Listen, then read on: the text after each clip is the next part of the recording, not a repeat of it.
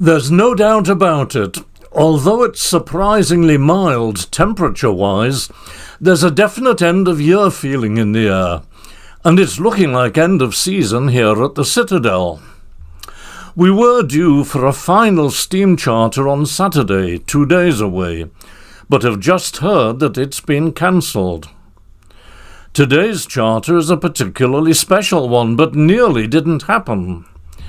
Monday's landslide at Shap, leading to the derailment of a London-bound Pendolino, closed the main line, leaving nothing running between Preston and Carlisle. Real-time trains for the following day shows a disastrous situation for travellers. All credit then to Network Rail for the speed and efficiency with which they were able to clear up the mess and get the line back into operation.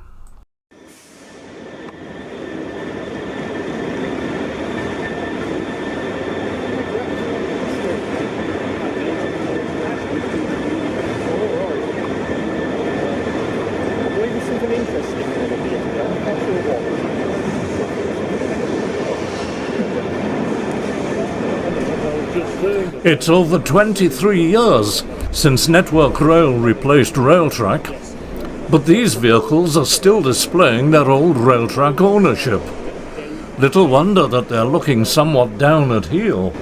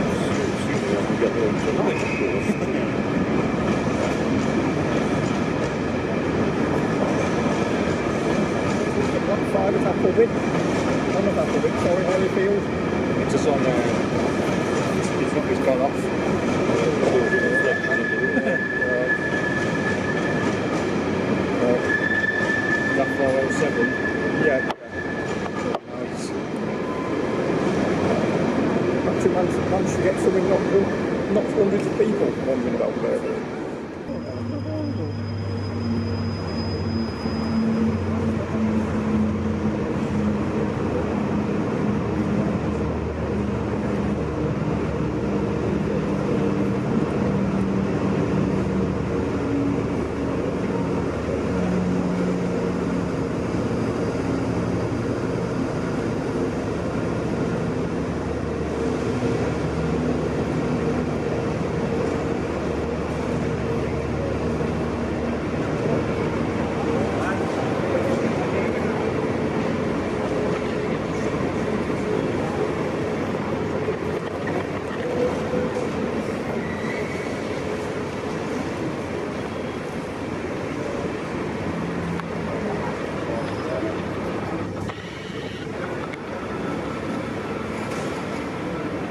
The logs, heading as always to Chirk on the Welsh border and travelling by the Settle & Carlisle line. I would have liked to film its departure, but a London-bound Pendolino blocked the view and the timber train slipped away behind it.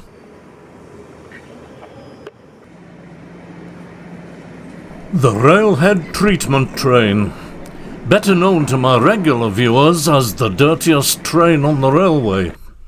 Although it had competition this morning from the ScotRail train which brought me here from Dumfries. Desperately in need of a good wash. No, the train, not me.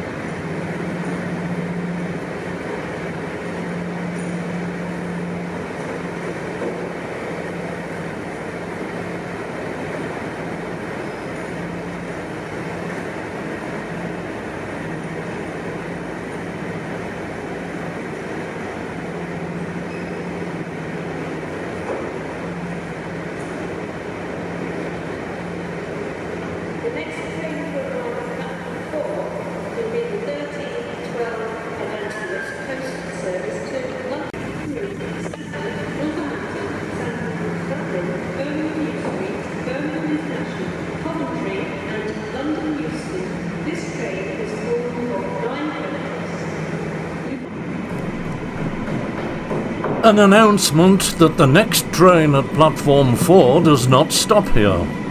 It does, of course, although it's carrying no passengers, picking up nobody, and apparently going nowhere.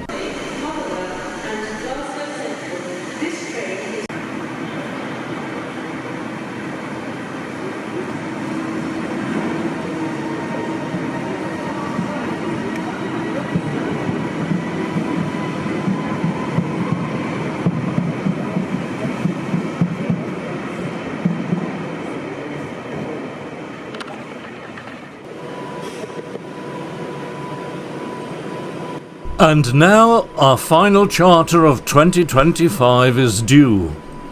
Traxi shows it's at Upperby Bridge Junction, so it should be here in a couple of minutes.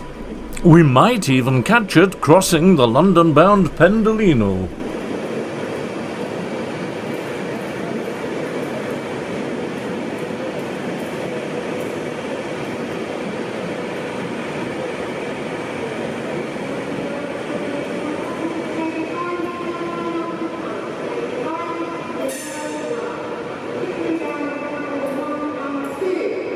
But no, we're kept waiting for several minutes. The charter is held at signals outside the station. Apparently there are trespassers on the tracks.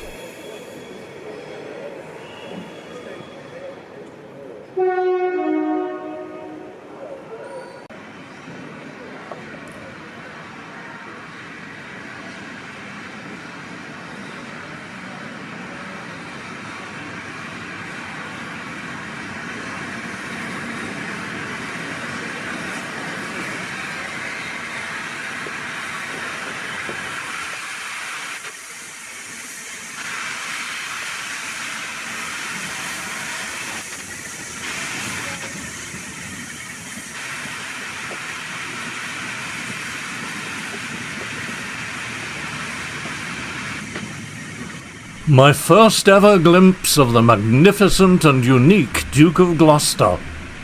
More information to come later in the video.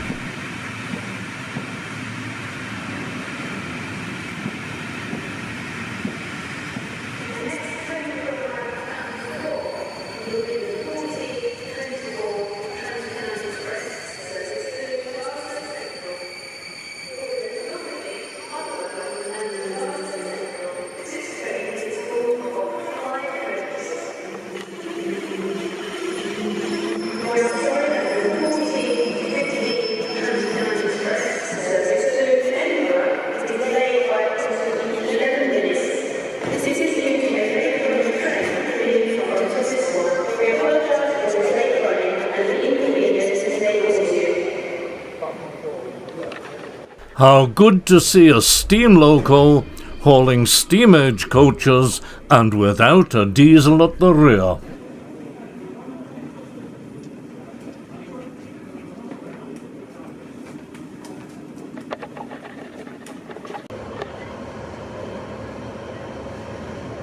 The train may have run without diesel support, but a 37 is being provided to haul the stock down to Upperby Yard for watering, coaling and general servicing.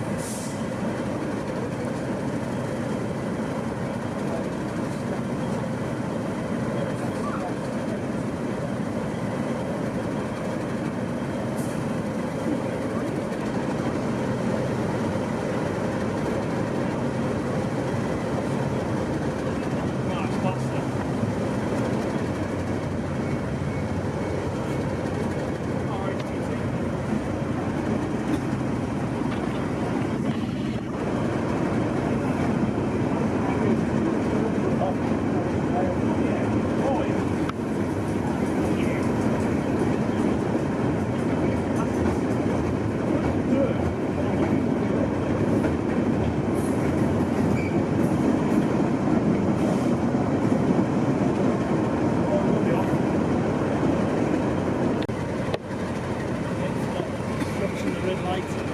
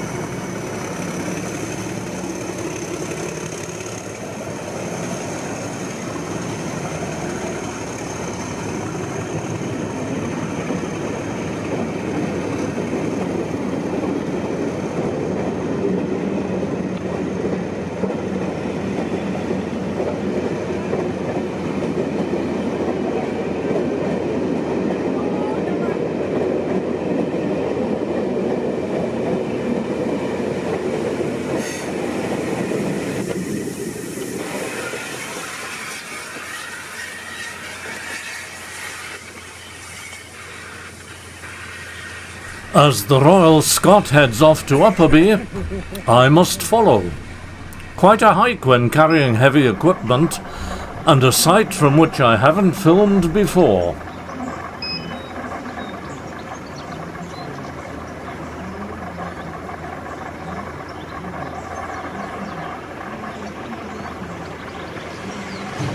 Upperby Yard was constructed originally by the London and North Western Railway, which was amalgamated into the London, Midland and Scottish Railway in 1923. Under British Railways it closed to steam in 1966 and officially as a depot in 1968. The roundhouse was demolished in 1979, but the site was later revived by Locomotive Services Limited as a modern maintenance facility. The yard is, of course, a sorry remnant of what it was in its heyday. Seen here in 1936,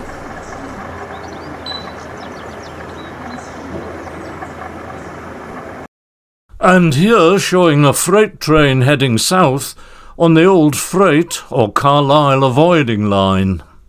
The West Coast Main Line is to the left.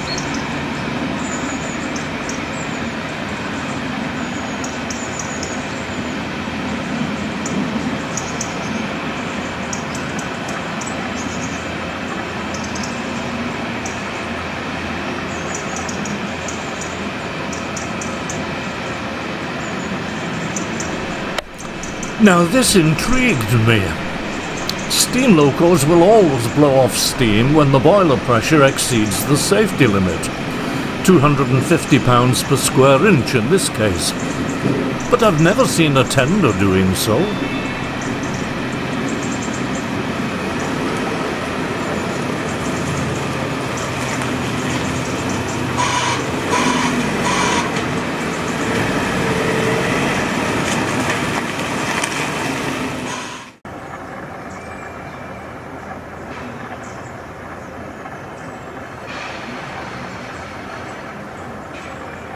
In 1950, as the future of British Railways was being considered, Robert Riddles, the chief mechanical engineer of British Railways, put forward the argument for steam traction. Steam locomotives were vastly cheaper to build than diesel, electric or gas turbine, a possible contender at that time. He argued for standardization of parts and design to reduce costs and simplify maintenance. The highly successful Britannia class was the biggest of his passenger designs, although not matching the top machines of the pre-war Big Four companies in terms of speed. Following the appalling 1952 disaster at Harrow and Wealdstone, a new engine was required to replace the destroyed Princess Anne, and Riddle set out to produce a new, more powerful machine. Duke of Gloucester was the result. Built in 1954, the following year saw the decision to abandon steam and head for a diesel and electric future. Duke of Gloucester was the only locomotive of its class ever built. There were, however, flaws in its design and faults in its manufacture, with the result that it proved to be heavy on coal consumption, a poor steam raiser in service, and struggled to meet express train timings. Its crews were not impressed, and it was withdrawn from service in 1962. Rescued eventually from Woodham's scrapyard, it was rebuilt to original condition and modified to improve its weaknesses. It's now one of the most powerful and efficient steam locomotives ever to have run on Britain's railways.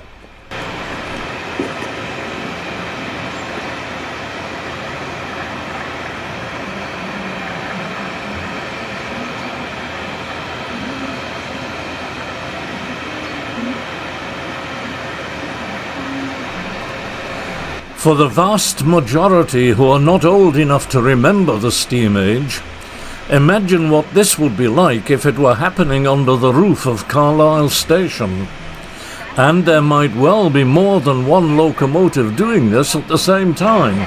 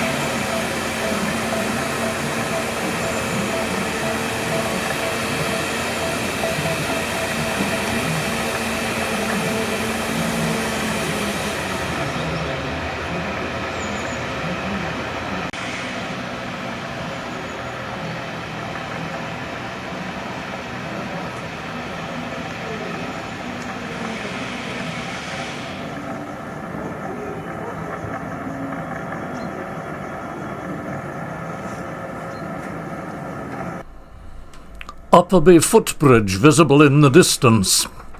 Like most bridges over 25,000 volt wires, its parapets are so high that photography and filming are simply not possible from it.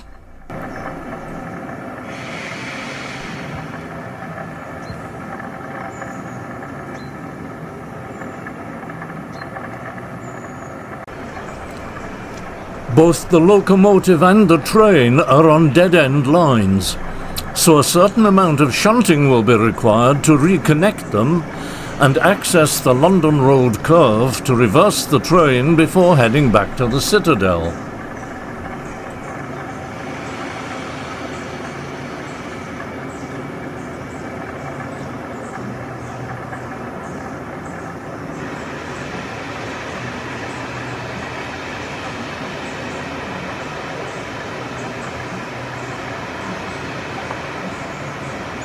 The not very obvious track just beyond the parked cars is the London Road curve.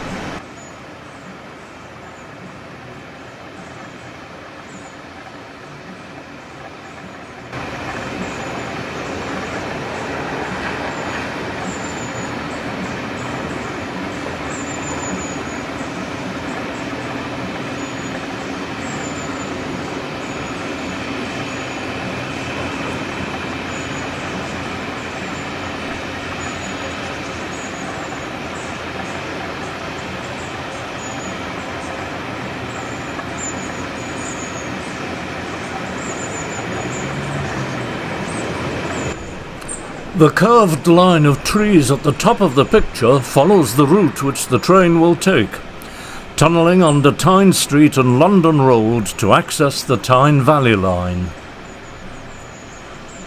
From here, the diesel will haul it back to the Citadel.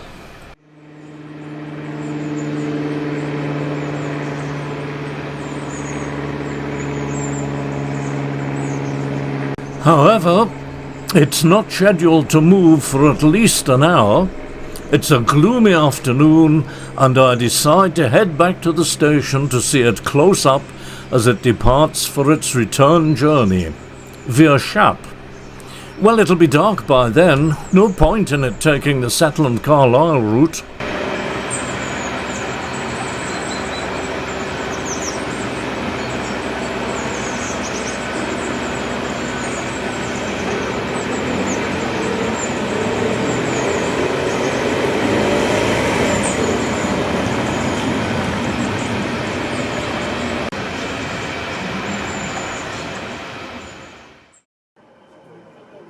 I think that might be it. What's it? We might get away with it.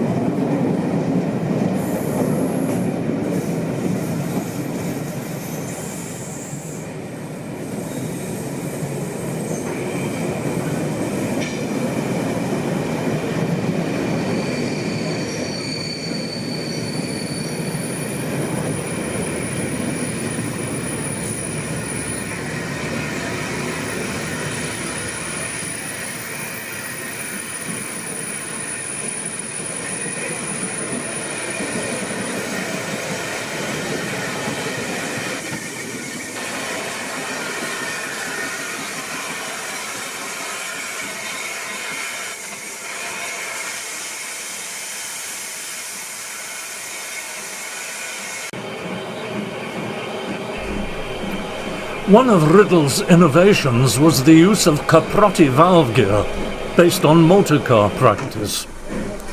Early British steam engines used Stephenson valve gear, but this was superseded by the Valskart technology with which we're all familiar. My apologies, by the way, to any Flemish speakers who may be watching. That's my best shot at pronouncing the name. All the BR standard locomotives were two-cylinder machines, with external motion to enable easy oiling and maintenance. The Duke uniquely is a three-cylinder engine, and so has an inside caprotti motion as well as the two distinctive outside actions.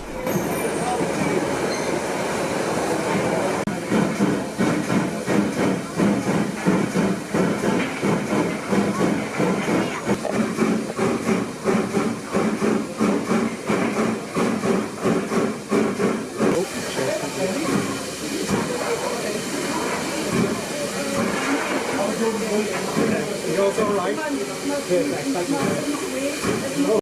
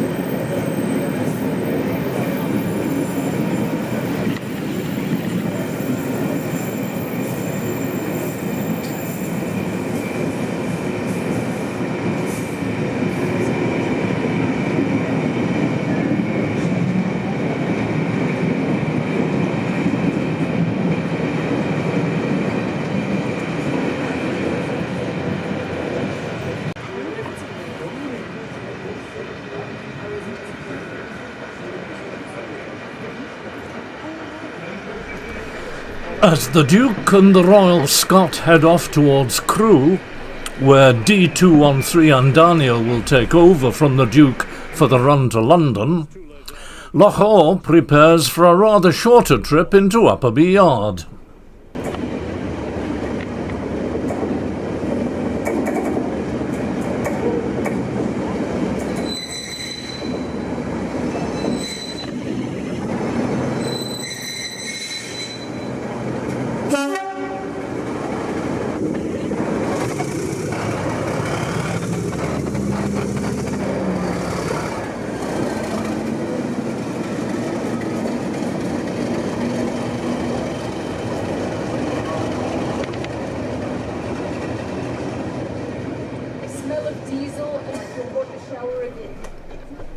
And that, I fear, looks like it for 2025. No further charters are booked, no Christmas specials, and Lalrati has finished for the year. So, thank you for watching and for your support throughout the year, and here's to 2026 or whenever.